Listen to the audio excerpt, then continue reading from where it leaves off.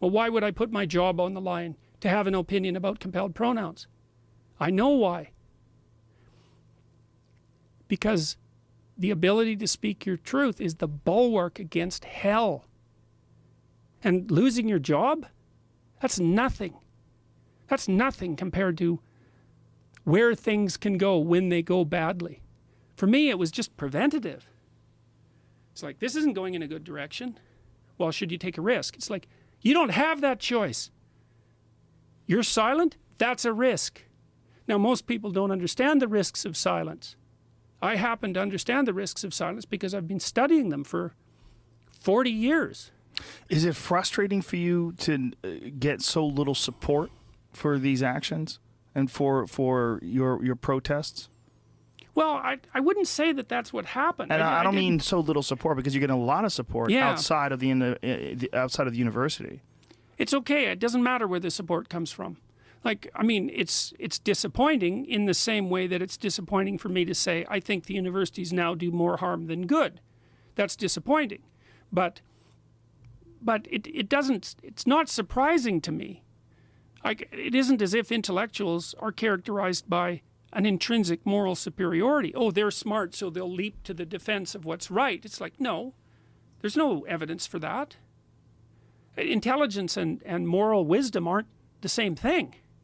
Like, and if you're corrupt and smart, all that makes you is way more treacherous. It doesn't make you less likely to be corrupt. It just makes you much more. You're 50 snakes instead of 2, or you're 56-headed snakes instead of 2. Like, I've had clients who had very serious personality disorders, who were very intelligent. It's like, that's not necessarily a good thing for them.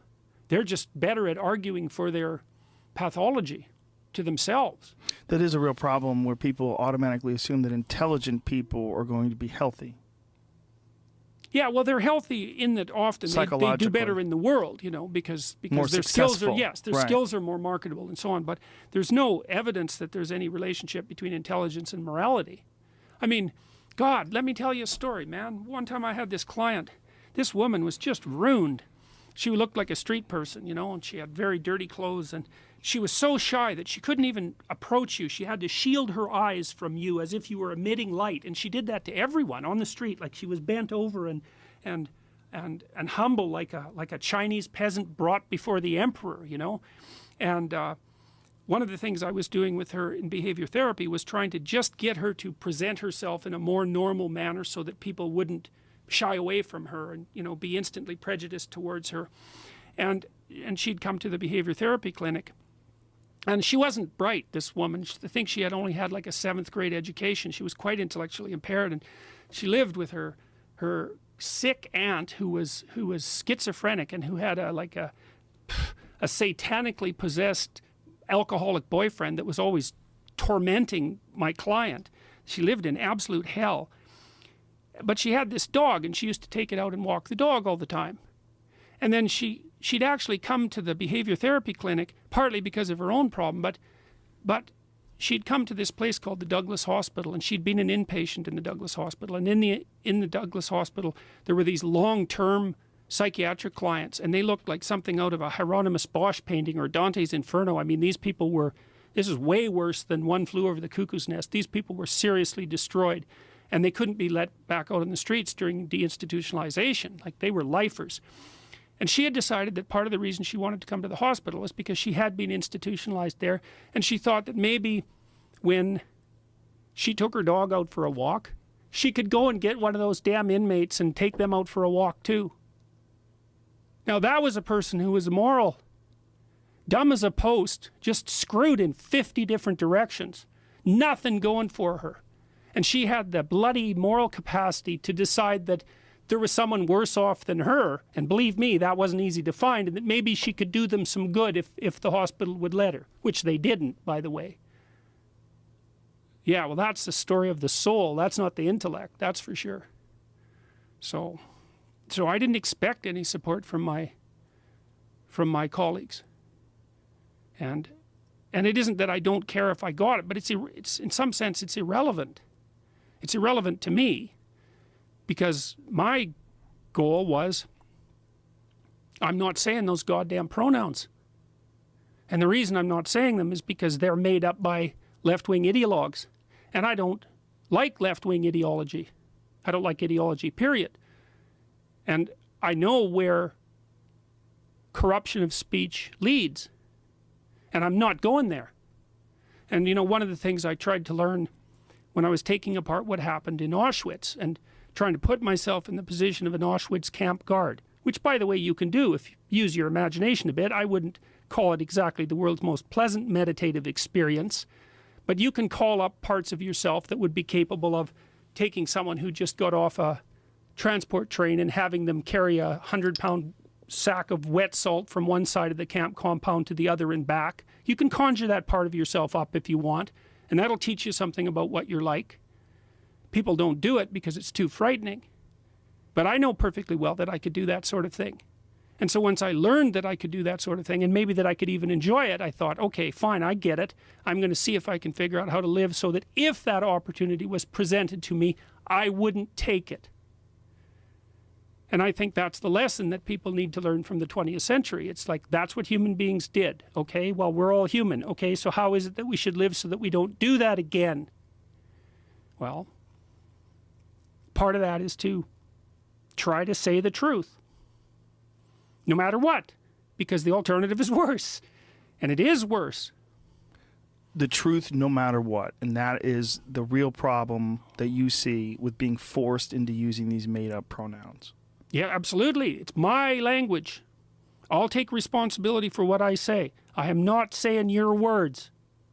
And being compelled to say your words by law. Well, that makes it, that takes it past the point of absurdity to the point of tyranny, in my estimation. And I've seen some criticisms where people are saying, you know, he's talking about this, but really he's grandstanding because no one's doing anything legally. But the potential exists. Oh, that's such rubbish. But that is one of the arguments. Criminals. Yes, they wouldn't have changed the damn criminal. They put it in the hate speech category and altered the criminal code. It's as simple as that. And then you could say, well, no, we didn't really mean it. It's like, oh, yeah, you did. You really meant it. Two of the social justice warriors that have debated me in the last 2 months accused me directly of hate speech. All I had to do was poke them a tiny bit, and they came right out with it.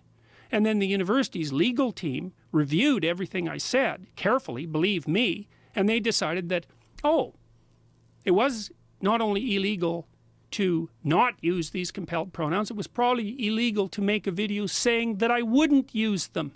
Because otherwise, why would they write me a warning letter and tell me that I violated university policy on the Ontario Human Rights Act? Think they did that lightly? Have they acted on this at all? Is there Well, they won't. No. Well, they've acted in that they sent me 2 warning letters and told me to stop talking. And but you don't. The idea that I was going to be teaching in January again, because I teach all my undergraduate courses from January to May, that was on the table. And I think the only reason that it hasn't happened, one of the reasons it hasn't happened, and I'm not attributing nothing but malevolence to the university administration, because obviously it's very complicated. And they did agree to host the debate, for example. But the idea that I wouldn't be teaching in January, and still might not be, is by no means. That was a perfectly plausible outcome. And had this not caused a firestorm, much of which has emerged in support of me, then I would say there was a 50-50 chance that I would have had my teaching privileges revoked. It's happened to other professors.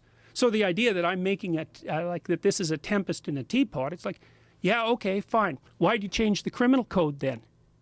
And why'd you put it under the hate speech laws? Exactly. So no, doesn't wash. And the fundamental proof of that is the university's response, because for sure their legal team crafted those letters. You know, it was like, recalcitrant employee, you're responsible for them. Okay, what do you do with a recalcitrant employee? You write them a letter telling them what they're doing wrong and asking them to stop. Then if they don't stop, you write them a second letter that's more strongly worded. Then if they don't stop, you write them a third letter, even more strongly worded. Then you take disciplinary action. That's like HR 101. That's how you do it. So here we sit at the end of November, closing in on December. You're literally a bit more than a month away, and you don't know whether or not you're teaching your courses in January?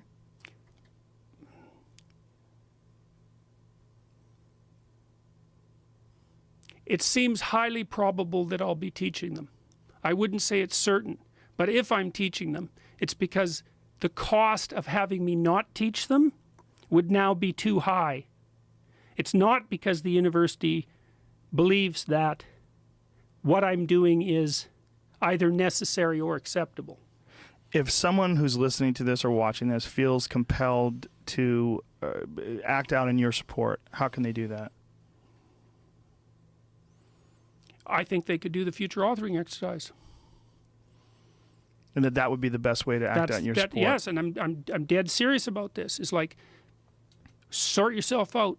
Sort yourself out before you try to figure out the world, and that's the primary objective. Yeah. That's your most important thing that you can do. Yep, sort yourself out. Sort yourself out, and marshal your arguments and put yourself in order so that when someone pushes you a little farther than you should go, you can say no. And you know what's going on now.